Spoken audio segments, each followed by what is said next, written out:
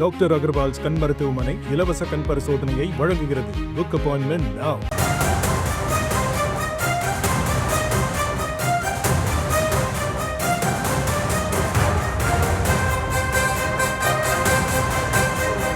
மட்டுமல்ல, எல்லா துறைகளுக்குமே இந்த சட்டம் என்பது இப்போ கண்டக்டராக இருக்கார், டிரைவராக இருக்கார், பல விஷயங்களில் ஒப்பந்தத்துக்கு ஆள் எடுக்கிறாங்க.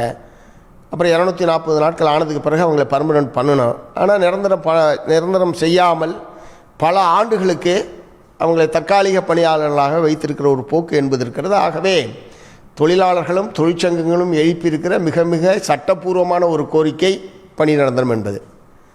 தோழர் திருமாவளவன் அவர்கள் சொல்லக்கூடிய கருத்து என்பது சரியானதல்ல. ஏனென்று சொன்னால், இப்போ எனக்கு தெரிஞ்ச ஒரு துப்புரவு பணியாளருடைய ஒரு குடும்பத்தில் பிறந்த ஒரு பெண், அவங்க அப்பா அம்மா 2 பேருமே துப்புரவு பணியாளர், நிரந்தர பணியாளர்களாக இருந்தாங்க.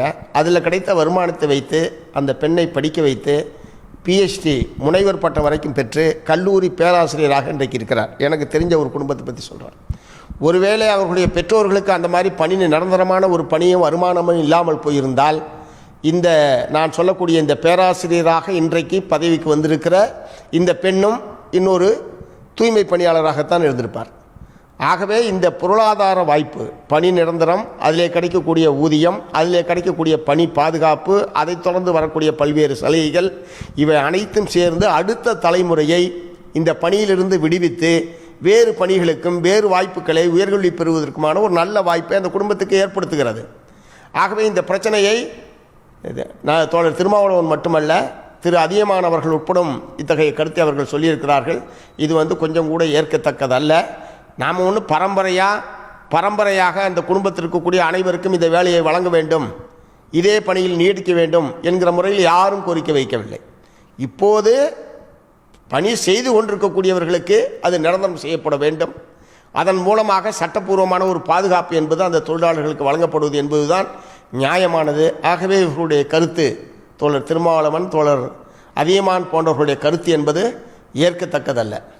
இந்த துப்புரவு பணியாளர்களுக்கு மட்டுமல்ல, எல்லா துறைகளுக்குமே இந்த சட்டம் என்பது.